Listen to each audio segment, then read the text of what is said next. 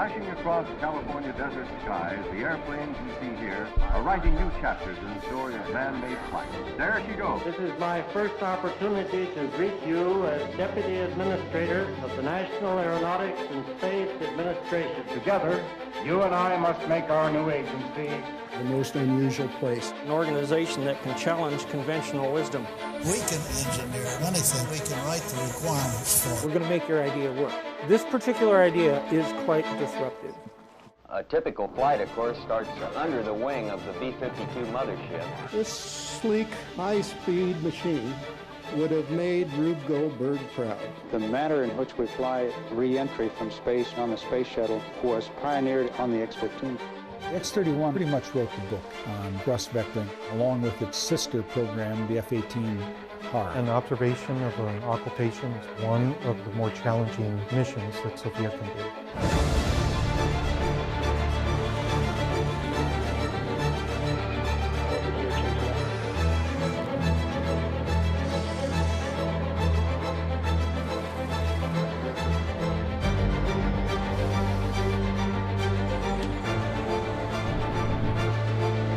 Right now, we are looking at the dawn of a new era of aviation.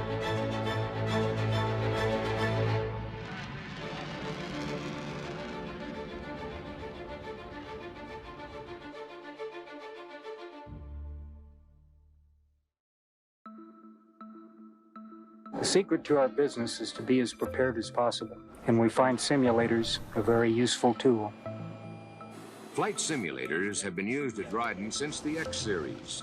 They allow researchers to investigate hundreds of variations before committing an airplane to flight. Program actual missions and simulate every conceivable in-flight problem the pilot might expect to face. Largest and most complex analog simulation ever constructed at the time. It was used in the design of the research programs, flight planning, system development, and of course as a pilot training aid. I think almost every flight had something happen to it that maybe was not according to the flight plan, but had been practiced because the pilots spent anywhere from 10 to 50 hours in the simulator for a flight. 3 or 4 hours in a simulator a week.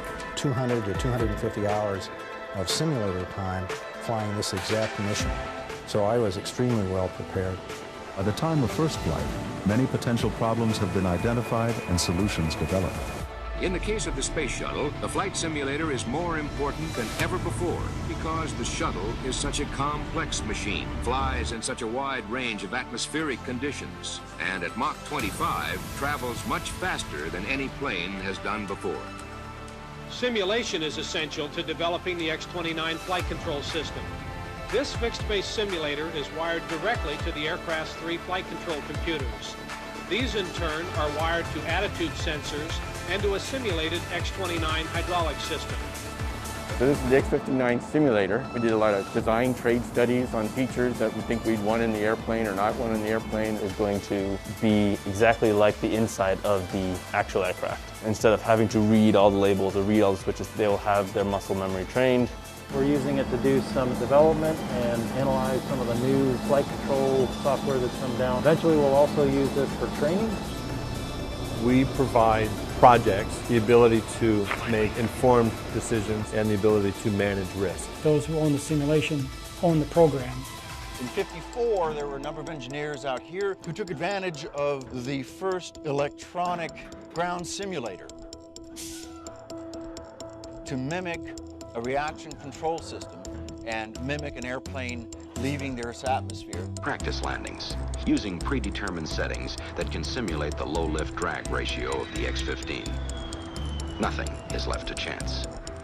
The Lunar Landing Research Vehicle was the only free-flying airborne simulator for the final seconds of the lunar descent. This simulator provided the early Apollo astronauts with a calibration of time and distance. In fact, Neil Armstrong came back a year or so after he landed on the moon and said because of the training that he received on the LLTVs and the LLRV, he was able to make his maneuver the last 20 or 30 feet. We also had the shuttle training aircraft. Thrust reversers were used to hold the airplane back so it could dive at the steep angles that we were planning to fly the orbiter at. The Calspan TIF's in-flight simulator. A modified Convair aircraft configured with 2 different cockpits, and it's kind of a dial-a-plane aircraft, a variable stability aircraft that can be made to simulate the characteristics of any other airplane. We also utilized our F-8 fly-by-wire aircraft to simulate some of the characteristics of the shuttle flight control system. GPATH, General Purpose Airborne Simulator, which is a Jetstar that was modified to be variable stability. In addition to simulating the aircraft flying here in our airspace, we also have the ability to take our sim lab and connect it as a component of a larger live virtual constructive environment like we do with flying unmanned vehicles, UAS and MAS type projects. Both simulated aircraft and then a live intruder aircraft. Virtual or simulated encounters. Fused reality is a new technology for simulation.